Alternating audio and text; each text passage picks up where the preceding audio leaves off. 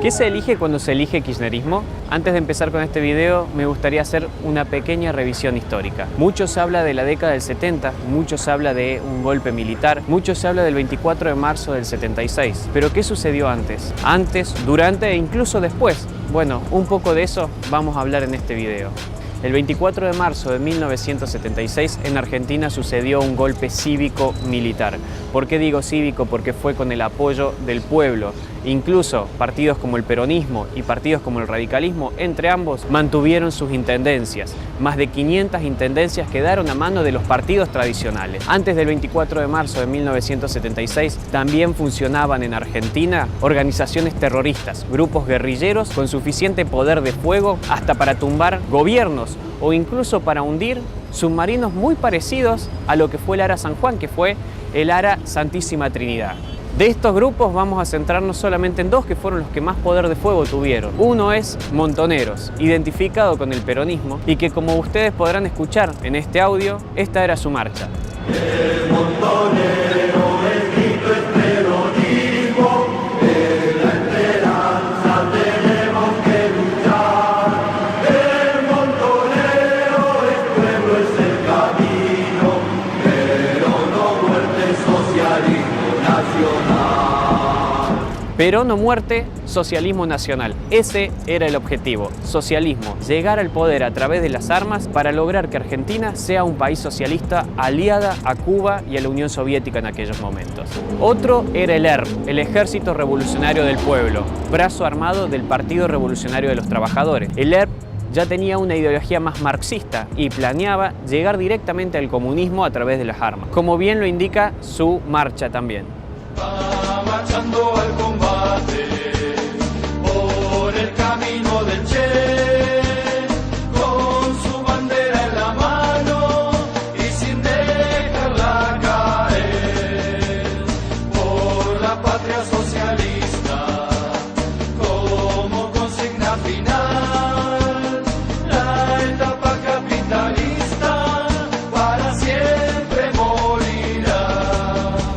Estos dos grupos tenían el objetivo de llegar al gobierno a través de las armas. Ambos tenían suficiente poder de fuego que tenían hasta fábricas de armas propias, tenían sus propias imprentas, tenían sus propias organizaciones donde manejaban hasta secuestros. Pocos saben que en la provincia de Córdoba se secuestró, torturó y asesinó a un diplomático, a un cónsul de los Estados Unidos. Ese era el poder de fuego que tenían estas organizaciones. ¿Y ahora qué tiene que ver el kirchnerismo con todo esto? Ahora te lo cuento. Carlos Zanini, uno de los miembros de la mesa chica del kirchnerismo, que fue ministro de gobierno de la provincia de Santa Cruz, diputado por la provincia de Santa Cruz, secretario legal y técnico de la Presidencia de la Nación desde el 2003 al 2015. Luego de esto fue elegido por Cristina Kirchner como candidato a vicepresidente para acompañar la fórmula de Daniel Scioli, candidato a presidente. Este personaje, que es de la entera confianza de Cristina Kirchner, en los años 70 se lo conocía como el Chino, no solamente por su rasgo facial, sino que se lo conocía como el Chino por ser admirador, por ejemplo, de Mao Zedong y de la Revolución China. También este hombre participó en la década de los 70 en el partido Vanguardia Comunista. Otro de los personajes es Carlos Kunkel, Mario o Paco como su nombre de guerra lo indica. Carlos Kunkel fue expulsado del peronismo en el año 1974 por traidor y estafador. Es el mismo que luego participó en la Operación Primicia, donde un grupo de guerrilleros realizó un ataque terrorista casi de película. En este ataque murieron 12 integrantes del ejército argentino, de los cuales la mayoría eran soldados conscriptos, que simplemente estaban cumpliendo su función de hacer el servicio militar obligatorio. En este ataque se inmortalizó la frase del valiente Herminio Luna: "Acá no se rinde nadie, mierda". En este ataque se intentó tomar el regimiento de Monte 29, el segundo en poder de fuego de todo el ejército. Se copó el aeropuerto internacional conocido como el Pucu. Se secuestró un avión de Aerolíneas Argentinas con más de 100 civiles a bordo y toda la tripulación. La huida de los subversivos se dio en este mismo avión de Aerolíneas Argentinas y en otro avión de 4 plazas, un Cessna. el avión de Aerolíneas Argentinas aterrizó en una finca de Formosa, mientras que el otro en una arrocera de Corrientes. Este Kunkel es el mismo que fue diputado por el Frente para la Victoria, es el mismo que fue subsecretario presidencial y es el mismo que fue vicepresidente del Consejo de la Magistratura.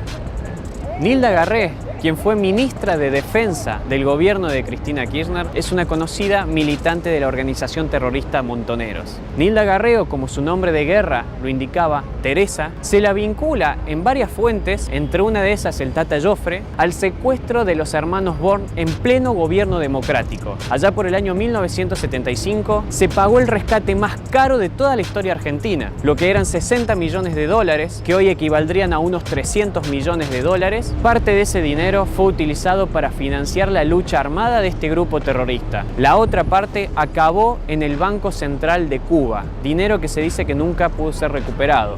Nilda Garré se casó con Juan Abal Medina, el hermano de uno de los fundadores de Montoneros, Fernando Abal Medina. Fernando participó en el secuestro y asesinato del expresidente de la Nación, Pedro Eugenio Aramburu. Y con canciones como estas, Montoneros se reía de esa muerte. Había una que era: con los huesos de Aramburu, con los huesos de Aramburu, vamos a hacer una escalera, vamos a hacer una escalera. Para que los chicos de la villa lleguen hasta el cielo, ¿no? Con los huesos de Aramburu, con los huesos de Aramburu, vamos a hacer una escalera, vamos a hacer una escalera, para que llegue hasta el cielo, nuestra Evita Montonera. Es por eso que tenemos que tener memoria y no nos tenemos que olvidar cómo Nilda Garré perseguía ideológicamente a todo militar en actividad o retirado que se animaba a levantar la voz por la verdadera historia de los 70. Recordemos un caso donde dejaron afuera de la fuerza a militares que habían participado en un acto en memoria de las víctimas civiles y militares de la guerrilla. No nos debe sorprender tampoco que cuando se la designó a Nilda Garré como ministra de Defensa, fue el mismo partido, Patria Grande, un partido de izquierda y alineado al Foro de San Pablo, que salió a apoyar esa designación. Eduardo Luis Duhalde, quien fue secretario de Derechos Humanos de la Nación del 2003 al 2012, poco se puede decir que sea representante de los derechos humanos. En el año 1972, estando en Cuba, fue el que recibió a los terroristas que se habían fugado de la cárcel de Rawson, terroristas que provenían de organizaciones como FARC, Fuerzas Armadas Revolucionarias, el Ejército Revolucionario del Pueblo y Montoneros. Entre los años 73 y 74, Eduardo Luis Duhalde dirigió la revista Militancia Peronista para la Liberación, más conocida popularmente como Militancia.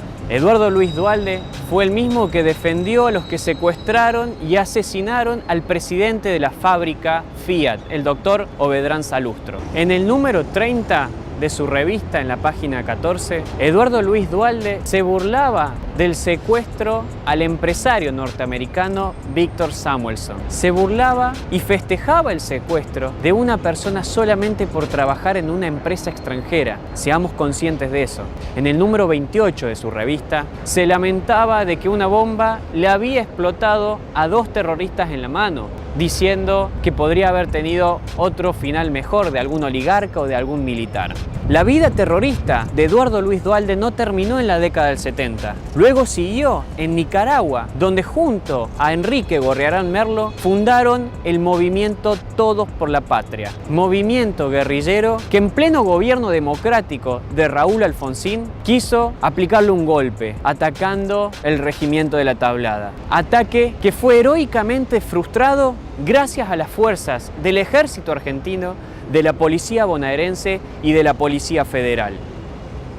Julio César Urien, teniente de fragata restituido por Néstor Kirchner y presidente del astillero de Río Santiago. Julio César Urien es un cobarde entregador de sus propios compañeros. En el año 1972 se sublevó e intentó copar la ESMA, acto que luego desembocaría en una plaza uniéndose con una de las columnas de Montoneros. Julio César Urien en ese momento era parte de la Armada. Inició un proceso de entrega de sus compañeros dentro de la misma fuerza. Esta acción llevó a que se lo destituya por traición a la patria. Luego, en el gobierno de Isabel Perón, esta persona ingresó en las columnas de Montoneros. Años más tarde, cuando se le restituye su cargo en la presidencia y por Néstor Kirchner en el Salón Blanco, él dijo las siguientes palabras: hablo como militar, como peronista y como montonero. Además, en reiteradas ocasiones aseguró que las Fuerzas Armadas se deberían llevar a un campo popular, algo así como las milicias venezolanas. Dijo que en el gobierno kirchnerista hubo un gran avance, pero que faltó. A eso vamos.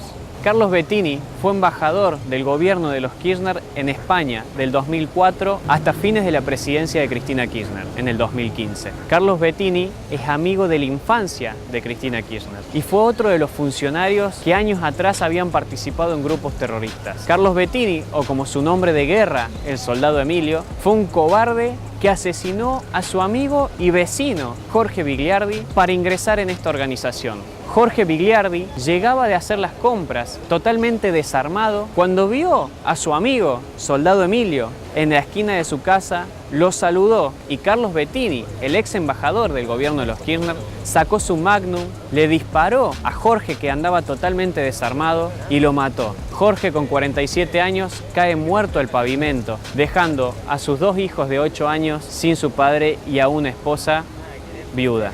Bettini, con este asesinato, ingresó en las columnas de Montoneros.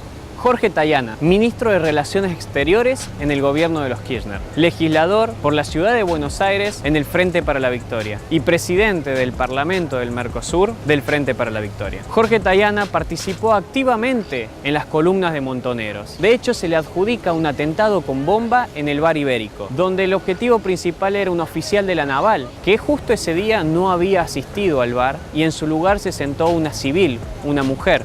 La bomba explotó de todas formas, dejando 2 civiles muertos, entre ellos esta señora y un mozo del Bar Ibérico, y el bar totalmente destrozado. Nunca se pudo comprobar realmente si fue Jorge Tayana el que detonó la bomba, pero lo que sí se sabe es que si no la detonó, sí estuvo de acuerdo con estas acciones. E incluso las sospechas son tan grandes que la misma Embajada de Estados Unidos ha querido investigar qué conexiones tuvo Jorge Tayana con este atentado. Esteban Rigui fue Procurador General de la Nación en el gobierno de los Kirchner. Además, fue el ministro de Interior en el gobierno de Héctor Cámpora. El 25 de mayo de 1973, Esteban Rigui fue el que firmó el decreto que liberó a más de 300 guerrilleros de las cárceles, tanto presos comunes como presos guerrilleros que habían tenido su juicio y su sentencia dictado por la Cámara Federal en lo penal.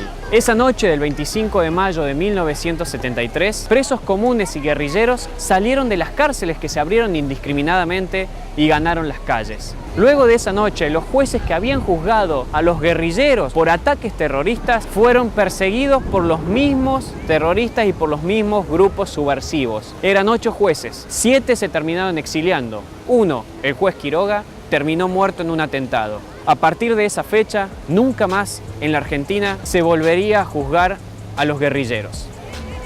Horacio, el perro Berbisky, es uno de los personajes más nefastos de la historia argentina, que sin embargo hoy goza de una buena reputación y camina libremente por las calles y las provincias de nuestro país. Horacio Berbisky fue parte de Página 12, también fue parte de Carta Abierta, el grupo Filo K de supuestos intelectuales. Además preside el CELS y también tiene una página donde escribe llamada El cohete a la luna. También Horacio, el perro Berbisky, fue uno de los que impulsaron varias políticas llevadas a cabo por el kirchnerismo.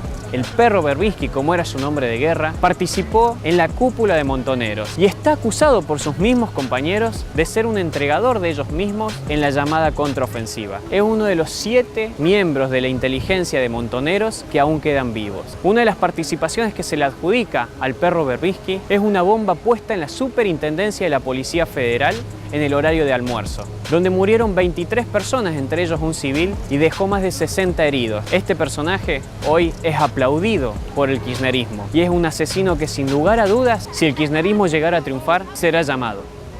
Estos personajes los menciono por mencionar algunos, porque son muchos más que han formado parte del Partido Comunista o de organizaciones terroristas y guerrilleras. Incluso, como habrás escuchado, muchos de estos funcionarios que fueron parte del gobierno kirchnerista han sido directamente asesinos y hoy están totalmente impunes. Nos han dejado en claro que no creen en la libertad y que no creen en la república. Por eso es que atacaban las instituciones en gobiernos democráticos. Por eso es que se armaban para llegar al poder. Y como no pudieron por las armas, ahora van a intentar llegar con tu voto. y esta vez van a llegar con más fuerza. Está en vos que no les permitas y no les des la libertad de llegar. Vienen de ideologías totalitarias, comunistas, la guerra armada, no creen en la libertad. Si vos, por acción o por omisión, querés ignorar esto, que el día de mañana no digas nadie me avisó, no digas yo no lo sabía, porque ya hoy te están diciendo qué es lo que van a hacer. No perdamos la república, libertad o barbarie. La elección la tenés vos.